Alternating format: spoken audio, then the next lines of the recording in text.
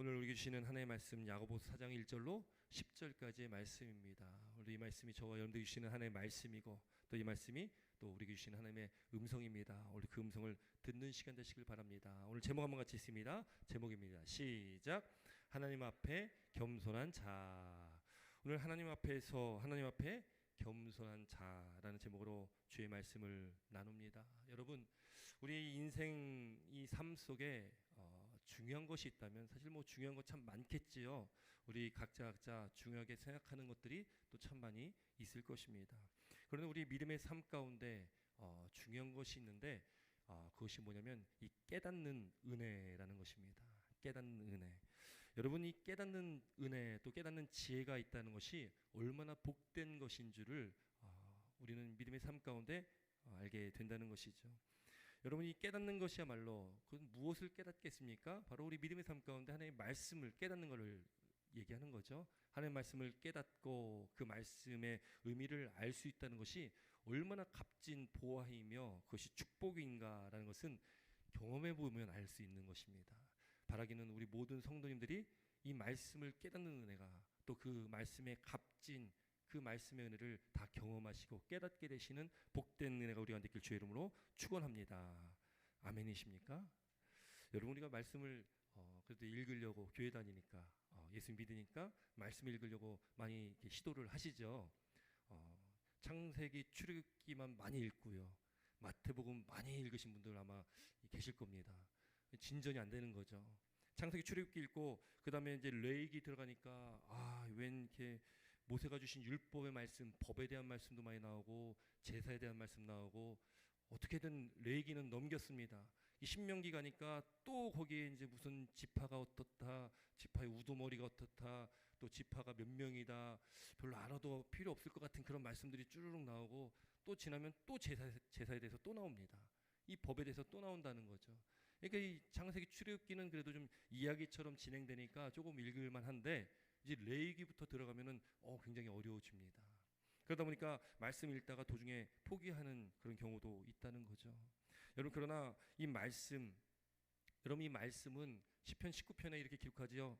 금 곧 많은 승금보다 더 사모할 것이며 꿀과 꿀송이보다 더 달다. 이것이 무엇을 얘기하냐면 바로 하나님의 말씀을 얘기합니다.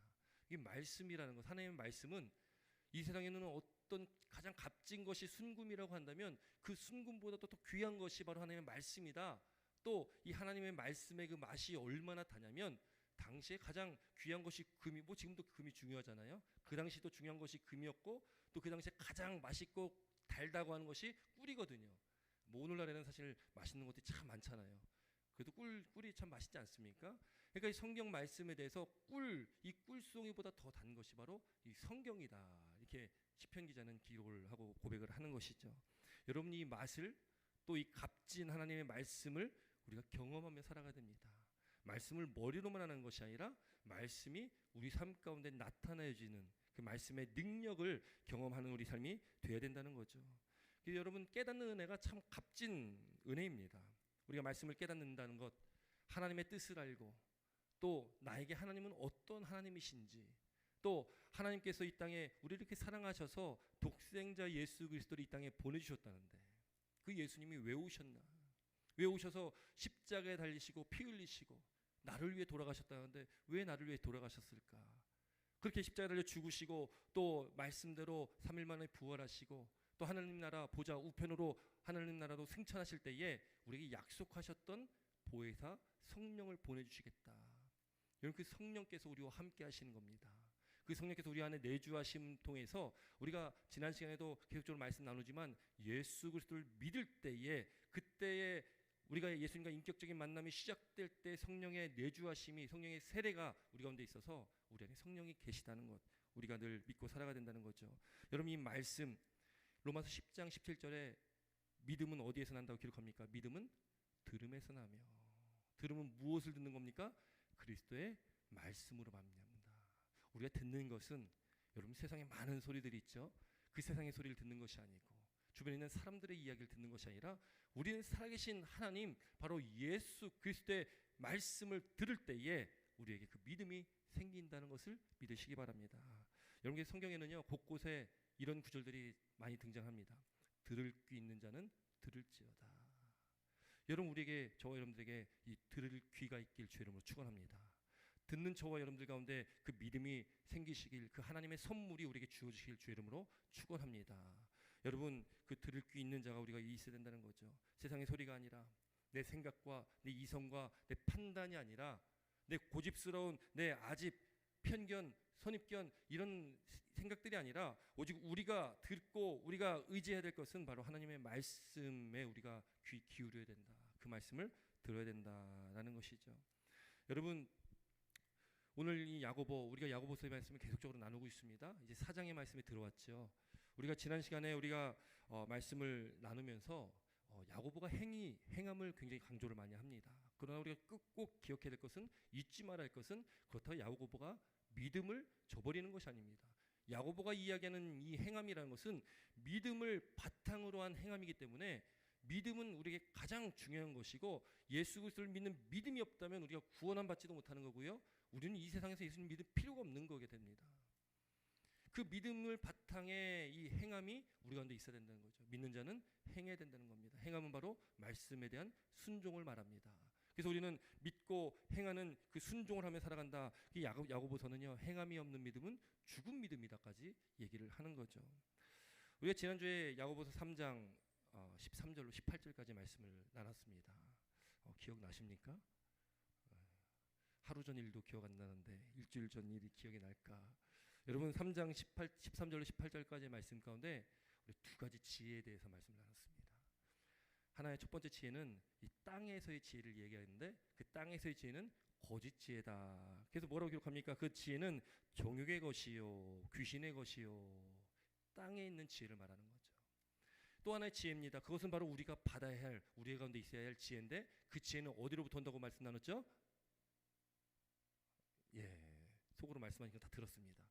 위로부터 오는 지혜다. 위로부터 난 지혜다. 그 지혜는 우리가 얻을 수 있는 지혜가 아닙니다. 우리가 노력한다고 우리가 뭔가 세상에서 공부해서 얻을 수 있는 지혜도 아니라는 거죠. 그 지혜는 하나님께서 우리에게 주시는 지혜입니다. 그거는 내 안에 계신 성령께서 깨닫게 하시는 지혜고요, 그 지혜는 오직 하나님께서 우리에게 주셔야 되는 만은 우리가 가질 수 있는 지혜죠. 그 지혜는 우리 가운데 지혜가 있다면 우리에게 그 지혜의 열매가 맺는다. 그래서 이 3장 17절에 그 지혜의 열매에 대해서 성결, 깨끗하고 화평, 평안하고 관용, 용서하는 마음, 양순, 순종하는 마음, 긍휼, 불쌍히 여기는 마음, 이런 선한 열매가 가득하고 또 편견과 거짓이 없다. 이런 의의 열매들이 우리 가운데 맺히게 된다. 그것이 바로 지혜의 열매다. 그것은 또 성령의 9가지 열매랑 또 다 상통되어지는 그런 의미를 가지고 있다라고 말씀을 나눴습니다.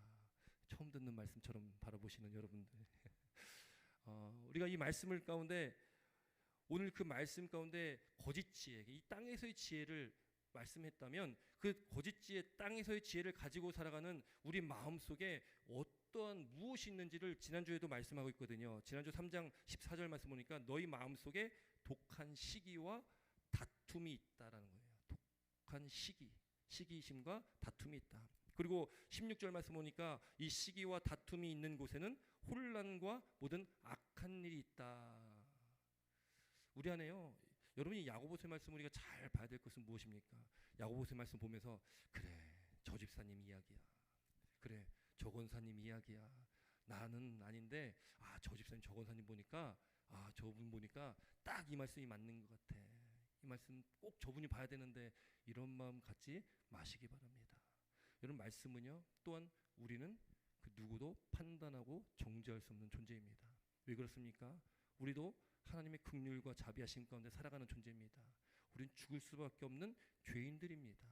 그러나 하나님께서 사랑하셨기 때문에 하나님께서 우리를 의롭다고 칭해 주셨고, 하나님 백성 자녀 삼아 주셨기 때문에 우리는 그 누구도 판단하고 정죄할 수가 없는 것입니다. 오늘 이 말씀은 누구를 위한 말씀이냐? 나를 위한 말씀이죠. 저를 위한 말씀입니다. 여러분들 각자 한 사람 한 사람을 위한 하나님의 말씀이라는 것을 믿으시기 바랍니다. 그러니까 여기에는 말씀은 다 내게 주신 말씀에 생각하면 버릴 것이 없는 거예요. 다 은혜롭고 다 나와 맞는 그런 말씀들이 되는 것이죠. 그렇게 이 땅의 지혜, 이 정욕의 지혜를 정욕의 것을 가지고 있는 사람, 내 마음, 나의 마음은 시기와 다툼이 끊임없는 겁니다. 시기와 다툼이 있으니까요, 혼란과 이런 모든 악한 일들이 우리 안에 있는 거죠. 여러분, 이 말씀 앞에 자유로운 분 계십니까? 저도 자유롭지 않습니다. 어떠한 인간도 이 말씀 앞에 자유로운 인간은 아무도 없습니다. 이 세상에 있는 성인 군자라고 할지라도 똑같은 인간입니다. 우리 눈에는 뭔가 의로워 보이고 우리 눈에는 뭔가 더 나아 보이고 하지만 똑같은 인간이거든요. 똑같이 죄질 수밖에 없는 연약한 존재가 우리 인간이라는 것을, 나라는 것을 우리는 깨달아야 된다는 것입니다. 여러분, 오늘 이 1절부터 10절까지의 말씀에는 이런 땅의 것을 쫓아가는, 그런 이 거짓 지혜를 쫓아가는 우리의 삶 가운데 있는 이 시기와 질투와 또 다툼과 싸움, 이런 것들의 원인이 무엇이냐를 말씀하고 있어요. 그럼 1절 말씀 같이 있습니다. 본문 1절입니다. 1절 한번 같이 있습니다. 시작. 너희 중에 싸움이 어디로부터, 다툼이 어디로부터 나느냐? 너희 지체 중에서 싸우는 것은 정욕으로부터 나는 것이니라 아니냐. 아멘. 여러분, 좀 어디로부터 나온다고 이야기하고 있죠? 어디로부터요?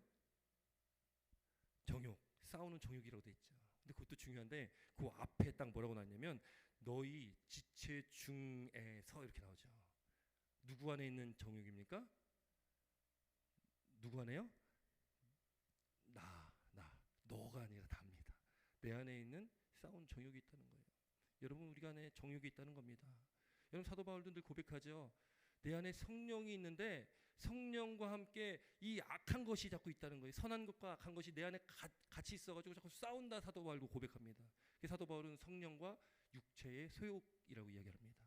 그것이 자꾸 싸운다. 오호라 나는 공고한 자다, 비참한 자다라고 사도 바울이 고백하는 거예요. 여러분, 우리가 예수 믿는다고 하지만, 예수 믿어서 이제 한 예배 시간 이 자리에 왔지만 우리 안에 여러분 성령에 충만해야 되는데, 여러분 맨날 성령 충만해서 살 수 있습니까? 아니죠.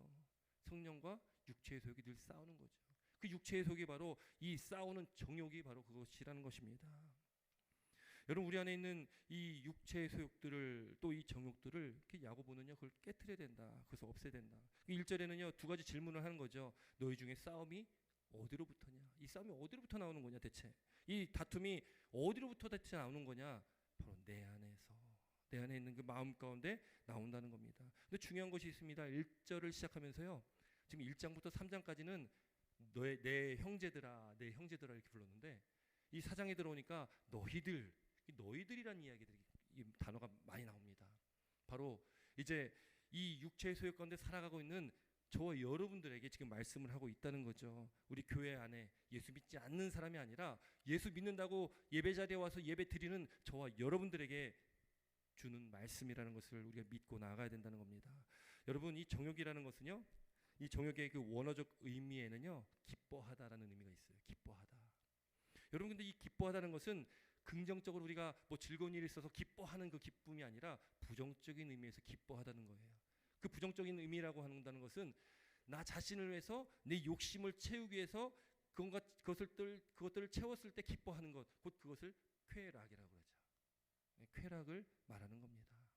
우리에게 이런 쾌락, 정욕이 우리 안에 있다는 거죠. 내 스스로 내 만족함을 누리기 위한 그 기쁨을 구하며 우리는 살아간다는 겁니다. 하나님을 떠나서 하나님과 멀리 이 세상 가운데서 세상과 타협하고 세상 속에서 살아가는 그 삶입니다. 예수 믿는다고 하지만 우리가 세상 속에서는 그렇게 또 세상 가운데서 세상과 타협하며 살아갈 때가 참 많죠. 여러분께서 이 정욕이라는 것이 예수 믿는 우리에겐 누구에게나 다 있는 것입니다. 이 싸우는 정욕은 누구에게나 있는 겁니다. 그러나 그것을 이겨야 된다. 그 이기는 방법을 오늘 야고보는 우리에게 말씀하고 있는 겁니다. 여러분, 우리 안에 그 정욕이 있다면, 그 싸우는 정욕이 있다면 그 결과가 어떻게 될까요? 야고보는 2절과 3절에 이렇게 기록합니다. 2절 3절 함께 있습니다. 2절 3절입니다. 시작.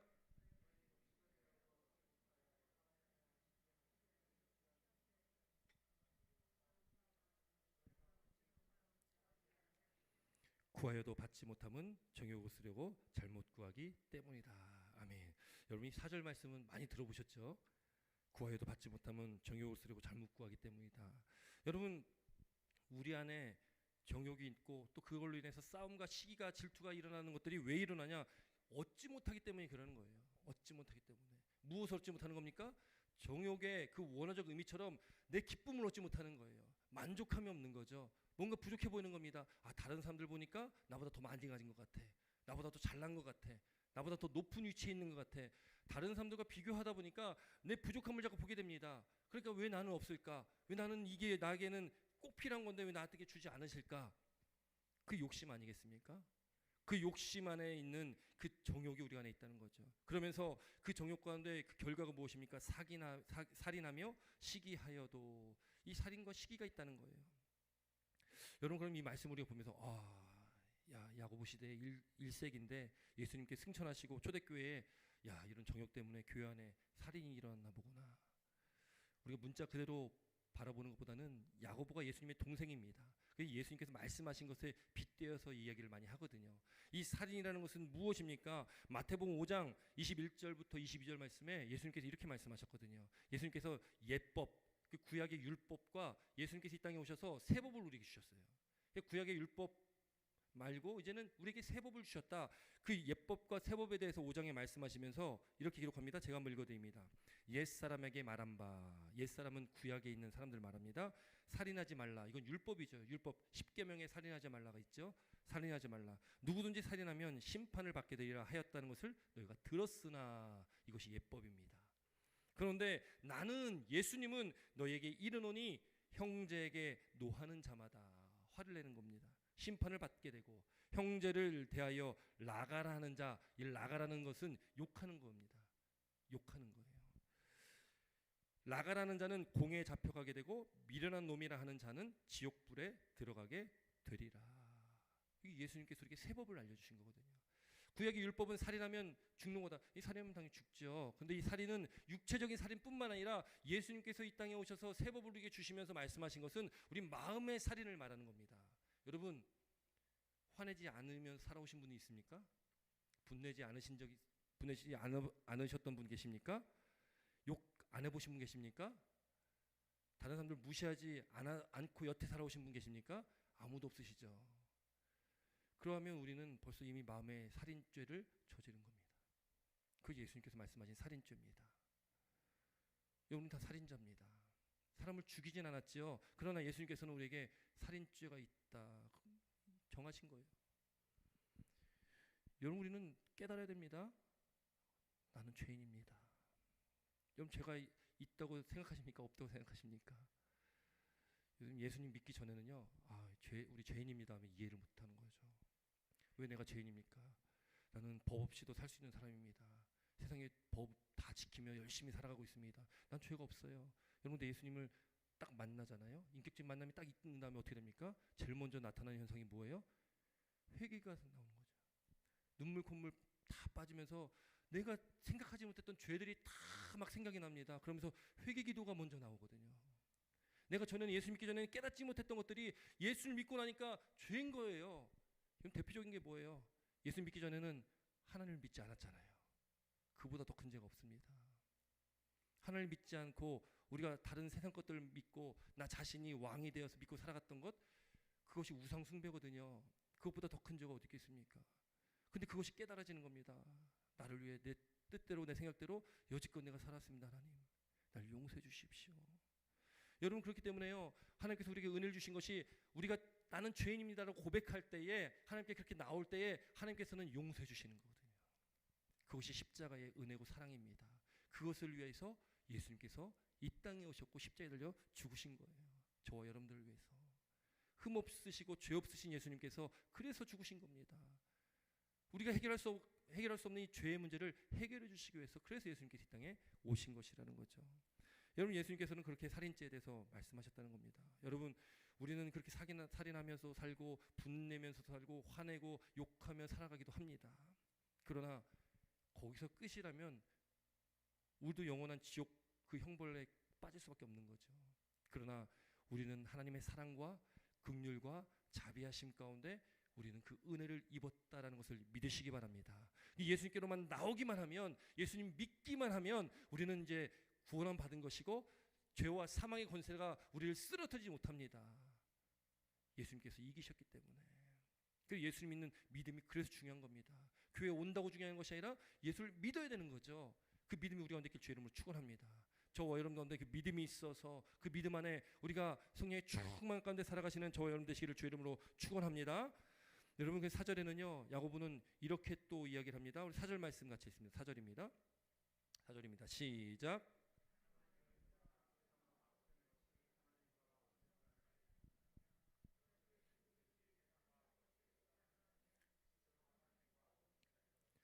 너희는 하나님이 우리 속에 거하게 하신 성령이 시기하시기까지 사모한다 하신 말씀을 헛된 줄로 생각하느냐. 아멘. 여러분 여기 4절에는요 야고보가 가늠한 여인이다 이렇게 표현합니다. 근데 이 번역은요 지금 우리가 가지고 있는 개역 개정 성경 또 개역 이전의 개역 한글 성경에는 가늠한 여인들아 이렇게 돼 있지만 영어 성경과 또 다른 번역 성경을 보면 그냥 가늠한 사람들아 이렇게 나옵니다. 여러분 여기서 이 가늠이 성적 죄를 이야기하잖아요. 성적 죄. 근데 우리가 이 성적인 죄를 가늠뿐만 아니라 지금 이 말씀의 가늠은 영적 가늠을 이야기하는 겁니다. 영적인 가늠. 여러분 영적 가늠은 무엇입니까? 지금 4절에 기록합니다. 세상과 벗된 것이 하나님과 원수됨을 알지 못하느냐. 영적인 가늠은 무엇이냐면 하나님과 세상과 함께 겸하여 섬기는 것을 말하는 거예요. 하나님께서 우리를 구원하시고 우리를 하나님의 백성 자녀 삼으셨다면 우리가 부모님을 사랑함처럼 우리가 우리를 구원해 주신 하나님을 사랑해야 되고 하나님께서 우리 삶의 주권자 주인 되시고 왕 되셔야 되는데 우리가 예수 믿는다고 하면서도요 하나님을 섬긴다고 하고 믿는다고 고백을 하지만 세상도 겸하여 섬기며 살아갈 때가 참 많다는 거죠. 이것이 영적 가늠입니다. 영적인 양다리, 영적 우상 숭배인 거죠. 여러분 우리가 예수 믿는다고 살아가지만 그렇지 못할 때가 참 많다는 것을 우리 스스로가 인정을 할 것입니다. 여러분 오늘 우리 주님 말씀 누구도 이 말씀 앞에 자유롭진 않지만 그 은혜가 그 크신 하나님의 사랑과 은혜가 우리 가운데 있다는 걸 기억하면서 이 말씀을 꼭 보시기 바랍니다. 꼭 들으시길 바랍니다. 세상과 벗될 수가 없다는 거죠. 하나님을 사랑하는 사람은 하나님 믿는 사람은 우리는 절대적으로 하나님만을 사랑해야 되는 겁니다. 하나님만을 섬기라는 거죠. 세상과 벗하지 말라는 겁니다. 누구든지 세상과 벗이 되고자 하는 자는 스스로 하나님과 원수되는 것이다. 물과 기름의 관계입니다. 섞일 수 없는 그런 관계라는 거죠. 하나님과 원수되고 싶으면 세상을 벗하면 됩니다.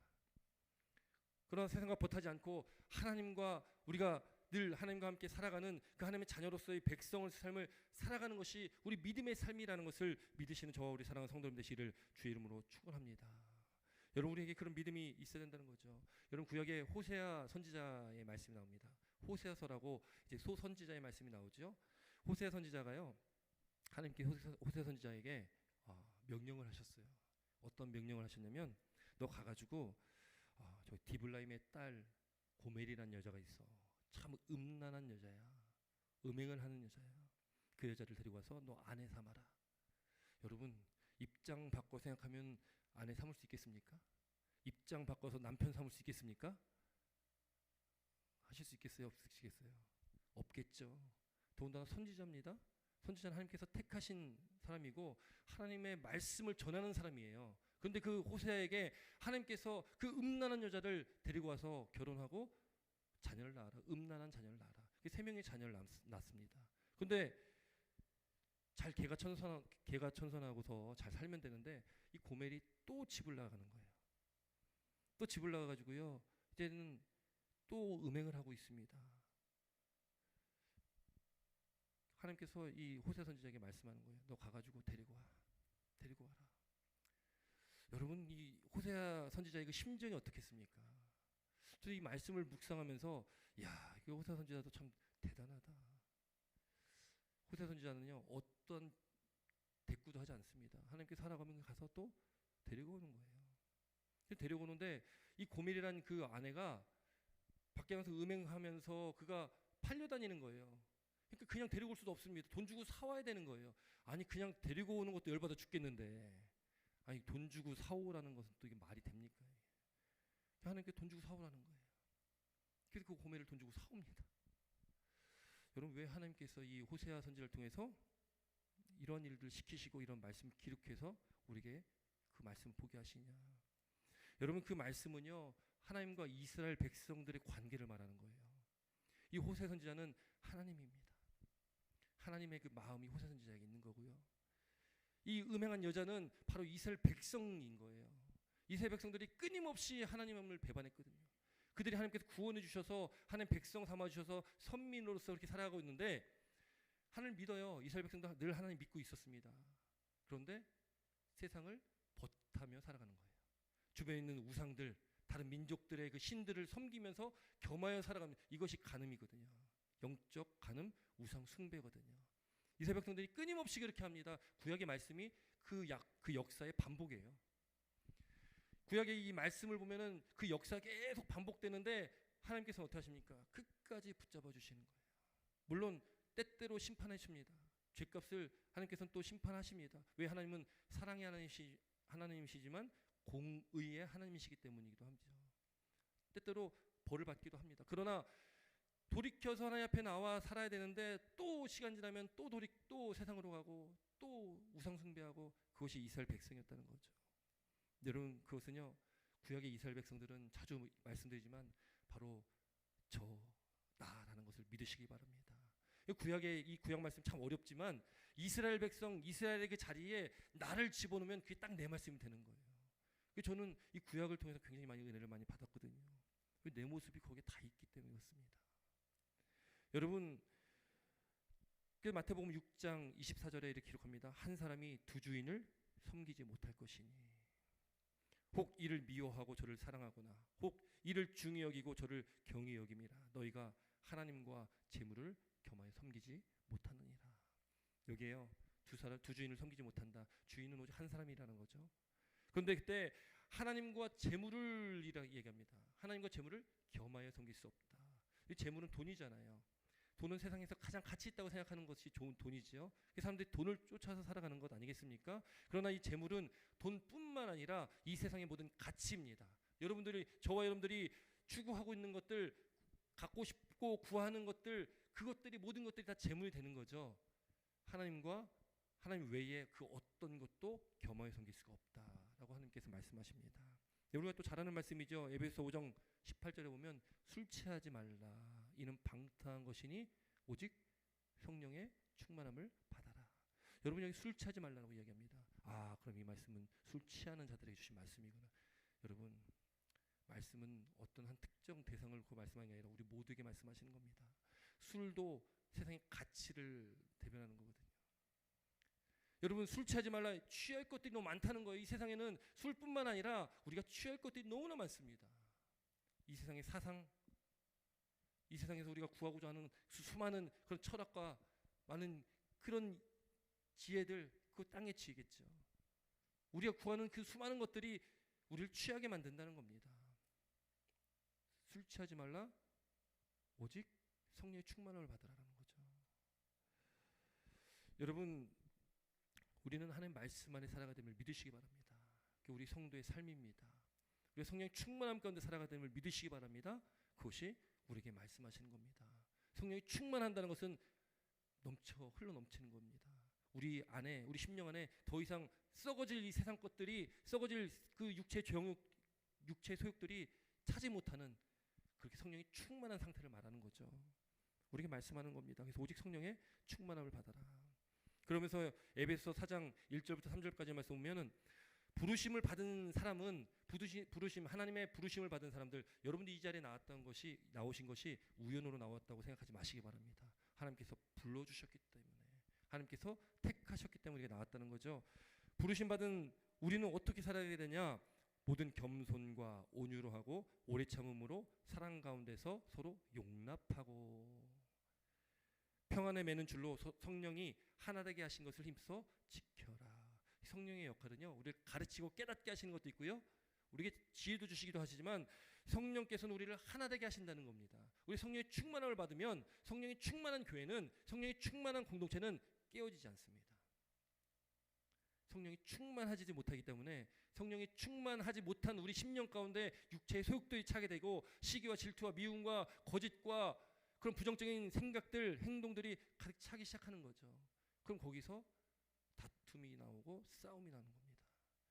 그래서 우리는 성령에 충만하셔야 된다는 것을 믿으시기 바랍니다. 여러분, 그렇게 우리가 성령의 충만함 가운데 하나님을 사랑하며 오직 하나님만을 나의 주인, 나의 주님, 나의 하나님, 나의 주권자로 우리가 모시며 살아갈 때에 여러분 우리에게 큰 은혜를 주신다는 거예요. 6절부터 10절까지인데요. 한번 읽겠습니다. 6절부터 10절 오늘 한번 같이 읽습니다. 본문 6절부터 10절입니다. 같이 읽습니다. 시작. 그러나 더욱 큰 은혜를 주시나니 그러므로 일러스되 하나님이 교만한 자를 물리치시고 겸손한 자에게 은혜를 주신다 하였느니라. 그런즉 너희는 하나님께 복종할지어다 마귀를 대적하라 그리하면 너희를 피하리라. 하나님을 가까이 하라 그리하면 너희를 가까이 하시리라. 죄인들아 손을 깨끗하게 하라. 두 마음을 품은 자들아 마음을 성결하게 하라. 슬퍼하며 애통하며 울지어다. 너희 마음을 애통으로 너희 즐거움을 근심으로 바꿀지어다.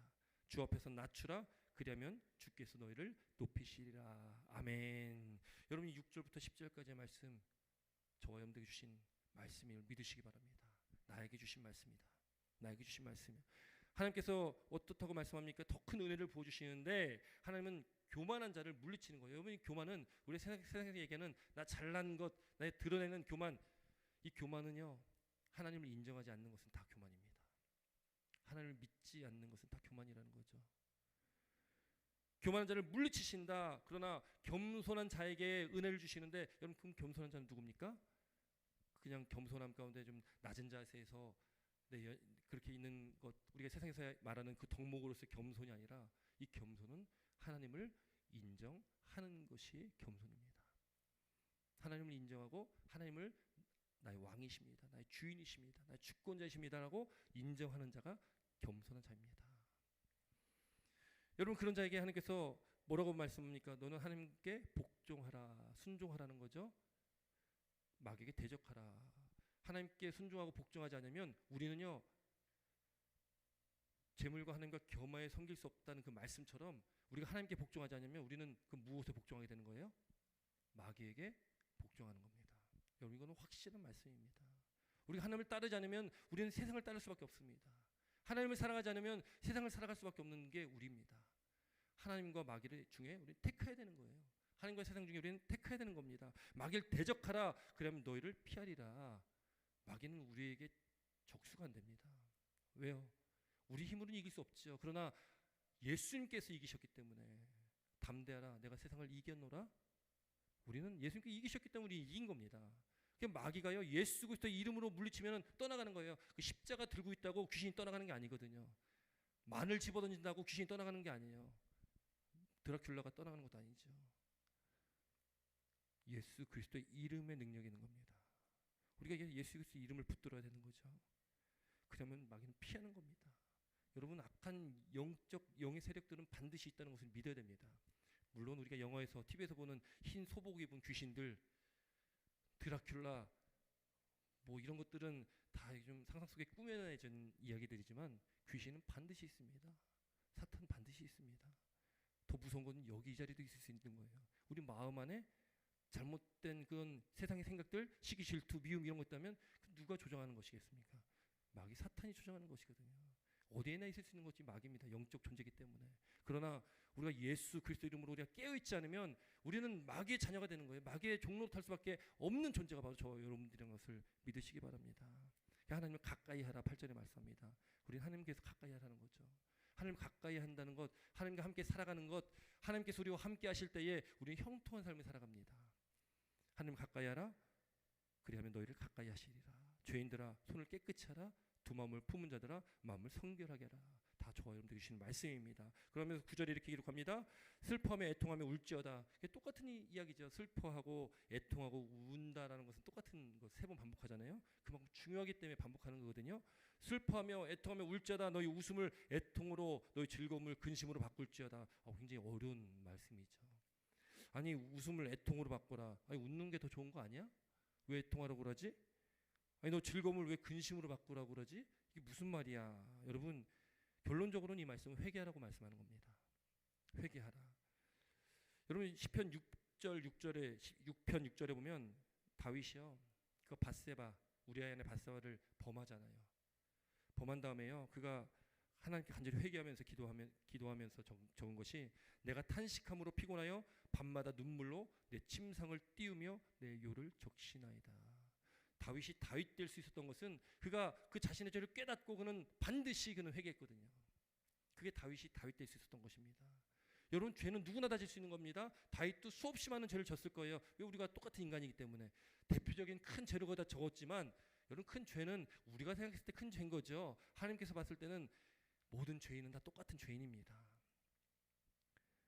여러분, 다윗도 그렇게 침상을 적시며 이불을 적시며 그렇게 회개의 눈물을 흘렸다는 거죠. 고린도후서 7장 말씀 보면요, 이렇게 기록합니다. 하나님의 뜻대로 하는 근심, 여기 근심이라는 말이 나오죠. 우리 본문에 나왔던 그 근심입니다.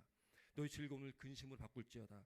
근데 고린도서 7장 10절에 하나님의 뜻대로 하는 근심이라는 거 있다는 거예요. 하나님의 뜻대로 하는 근심, 그 하나님의 뜻대로 하는 근심은 후회할 것이 없는 구원에 이르게 하는 회개를 이루는 것이다, 이렇게 기록하고 있어요. 고린도서 7장 10절 말씀입니다. 그러니까 지금 오늘 본문에 나오는 이 근심은 회개를 말하는 겁니다. 회개함 가운데 우리가 근심하는 거죠. 내가 죄인임을 깨달을 때에 마음이 얼마나 힘듭니까? 하나님 앞에 회개 기도할 때에 그 마음이 즐겁습니까? 기쁩니까? 그 죄가 드러나면 감당이 안 되는 거죠. 눈물 콧물 뺄 수밖에 없는 겁니다. 너무 내 자신이 더럽고 추악해 보이기 때문에.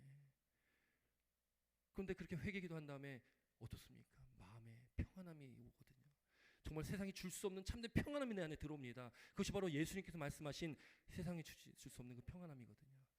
예수를 믿는 믿음 안에 우리가 나아갈 때에 우리는 죄에서 자유함을 그때 얻게 됩니다. 자유함이 무엇인가를 깨닫게 되는 거죠. 죄에서 자유함이 깨닫게 되어지는 겁니다. 우리는 그래서 이제 예수님 앞에 예수의 이름으로 나와 회개하면 되는 것이죠. 늘 우리가 짓는 그 죄를 우리가 그렇게 주 앞에 회개하며 나아갑니다. 여러분, 그렇게 주 앞에 낮추면 겸손함 가운데 하나님을 인정하며 하나님을 사랑하고 이 세상을 바라보지 않고 세상을 버타지 않고 그렇게 살아가고 그렇게 낮추는 자, 겸손한 자에게는 뭐라고 10절에 말씀합니까? 주께서 너를 높이시리라. 이것이 하나님의 말씀임을 믿으시기 바랍니다. 우리를 높여주신다. 언제요? 아무리 예수님 잘 믿는 것 같은데도 안 높아지는데 어떡합니까? 삶이 변화가 없는데 어떡합니까? 여러분, 우리는 이 땅에 소망을 두고 살아가는 사람들이 아닙니다. 우리는 이 땅에서의 삶이 끝이 아니라 영원한 하나님 나라를 소망하며 살아갑니다. 이 땅에는 시기와 질투와 분냄과 악함과 힘듦과 고통이 만연한 곳이 세상입니다. 이 세상을 계속 우리는 잠시 잠깐 거쳐가는 것이고 우리는 나그네에 된 인생이죠. 우리가 들어가야 될 그 영원한 그 고향, 그 본향이 있는데 그것이 바로 하나님의 나라라는 겁니다. 그것이 천국이라는 거죠. 우리가 거기를 소망하며 살아가는 거 아니겠습니까? 여러분, 그 천국에서 우리는 어떠한 존재입니까? 지금도 하나님께서 우리를 택하시고 우리를 존귀한 존재로 세우셨는데 그것을 우리는 지금 맛만 보는 거죠. 천국에 가면은 우리는 왕 같은 존재가 됩니다. 안 믿어지십니까? 우리가 가보질 않아가지고 갔다 오시면 믿으시겠습니까? 우리에게 약속하신 거예요. 하나님의 말씀을 믿는 것은 그 약속의 말씀을 믿는 거거든요. 우리는 그런 존재입니다. 우리는 장차 하나님 계신 하나님 나라에서 예수님과 함께 왕 노릇하는 존재라고 성경 기록하고 있는 거예요. 우리는 왕 노릇할 존재라는 거죠. 기대되십니까? 3분 정도 기대되시는 것 같은데. 기대되십니까? 아멘 하신 저와 여러분들에게 이 일들이 반드시 이루어질 줄 믿습니다. 여러분, 한 얘기만 하고서 말씀 마치고자 합니다. 요즘에 한국 문화가 굉장히 지금 세계적으로 난리를 치고 있죠. BTS 들어보셨죠? BTS 모르시면 한국분 아니십니다. 지금 전 세계에서 가장 유명하다는 그 가수가 비틀즈죠. 가장 명성을 누렸던 비틀즈랑 견줄 만한 존재입니다. 지금 그 어마어마한 거 아니겠습니까? 그뿐만 아니죠. 요즘에 그 넷플릭스라는 곳을 통해서 우리가 아시죠? 그 오징어 게임 보셨나요? 안 보셨어요? 요즘에 애들도 본다고 하는데 그게 이제 사실은 아이들 보면 안 되는 그 드라마죠. 저도 이제 그냥 영상 유튜브에 그 짤방송, 아이들도 이제 유튜브를 하다 보니까 그 짤방송을 몰래 보는 거죠. 그 아이들도 보는 애들이 아마 굉장히 많습니다. 이 오징어 게임이 지금 굉장히 선풍적인 인기를 끌고 있죠. 전 세계적으로. 제 아이들이 지금 그 셋째, 넷째 아이들이 지금 2학년, 3학년인데 학교에서 애들이 이런 말을 따라한대요. 무궁화 꽃이 피었습니다. 2학년, 3학년 애들이. 그러면서 한글에 대해서 이렇게 물어본다고 합니다. 여러분, 놀라운 거 아니겠어요? 조그만 우리 대한민국 어른들이나 뭐 중고등학생들 뭐 좋아하는 거 이해하는데 초등학생까지 이제 그 영향력이 지금 가고 있다는 것이 정말 대단한 일 아니겠습니까? 오징어 게임을 저도 이제 짤방송으로 이렇게 이제 보고 이제 결론 알고 내용 대충적으로 내용 알고 이렇게 보는데 거기에 이제 456명이 나오죠. 456명은 다 이 세상에서 인정받지 못하는 처참한 삶을 살아가는 이제 인생의 끝자락에 가 있는 사람들 456명입니다.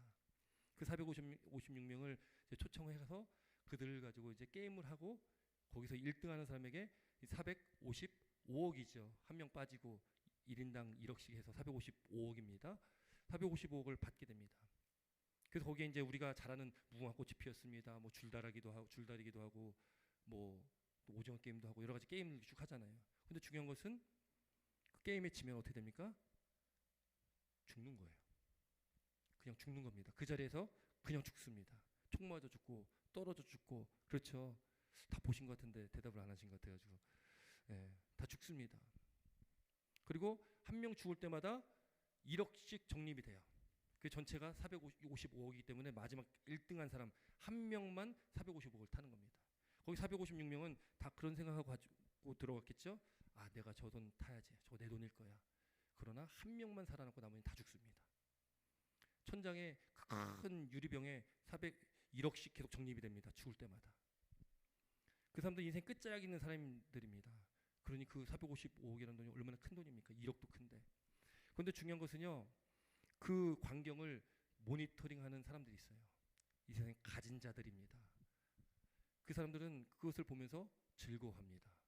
사람들이 죽는 모습 보면서 즐거워하는 거예요. 여러분 참 그 모습 보면서 이 세상을 이 오징어 게임이 참 지금의 시대를 잘 반영하고 있다고 이야기를 하죠. 돈의 이 물질 만능주의, 이 돈에 속해 살아가는 많은 사람들, 또 남들이 죽는 것, 안 되는 것을 보면서 즐거워하는 그런 사람들, 저는 그 사람들 그 모니터링 하는 사람들은 거의 사이코패스가 아닐까라는 생각합니다. 왜요? 남들 죽는 걸 보고 즐거워하는 그런 정도의 사람이면 이건 사이코패스 아니고서는 아닐 수, 그건 뭐 감당이 안 되는 거 아니겠습니까? 여러분 그렇게 해요. 이 세상이 지금 그런 시대라는 거예요. 사람들이 그렇게 돈을 쫓아간다는 겁니다. 여러분 그 안에 3명의 그리스도인들이 나오는데 참 되게 안 좋은 모습으로 나와요. 극단적인 모습으로 나옵니다. 나중에 또 기회 되면 그거 좀 자세히 한번 좀 달랐으면 좋겠는데 그 안에 뭐 3명뿐이겠습니까? 사실 456명이라면 예수 믿는다고 교회 다닌다는 사람들 아마 찾아보면 더 많을 수도 있을 것 같아요. 근데 그들이 돈을 위해서 그 자리에 왔다는 거죠. 내가 죽을지도 모르고. 근데 여러분 마지막 한 명이 1등이 그 돈을 탑니다. 그리고서 그 돈을 타고 마지막 장면이 그 돈을 가지고 쓰지도 않아요. 어딘가 가는 장면으로 끝나게 되죠. 여러분 근데요. 저는 그런 생각 해봅니다. 그 마지막 살아나는 한 명 잘 살 수 있을까? 저는 그 사람도 죽은 거나 마찬가지다라고 생각합니다. 왜 그렇습니까? 여러분이 전쟁 트라우마가 있다고 하죠. 누군가 옆에서 어떤 큰 사건을 경험하면 트라우마가 생기잖아요. 내 앞에서 455명이 죽었습니다. 여러분 그 트라우마 속에 그 사람이 살 수 있을까요? 그래서 그 드라마에서는 455억을 쓰지 않는다고 나오죠. 저는 그 사람도 죽었다 봐도 될 것 같습니다. 그 제정신으로 맨정신으로 살아갈 수가 있겠습니까? 여러분 세상은요 이 돈의 가치를 추구하며 살아가고 우리도 돈은 필요하죠. 수단으로서 필요하잖아요. 우리에게 필요한 것이 돈입니다. 그러나 그게 자꾸 목적이 되는 거죠. 그것이 하나님보다 더 큰 존재가 되는 겁니다. 하나님보다 돈을 쫓아가는 것이 우리 삶이 자꾸 되어진다는 거죠. 여러분 그럼 그 결론이 무엇이겠습니까? 그 끝이 무엇이겠습니까? 오징어 게임 그 자리에 어쩌면 저와 여러분들이 지금 있진 않을까 그런 생각을 해봅니다.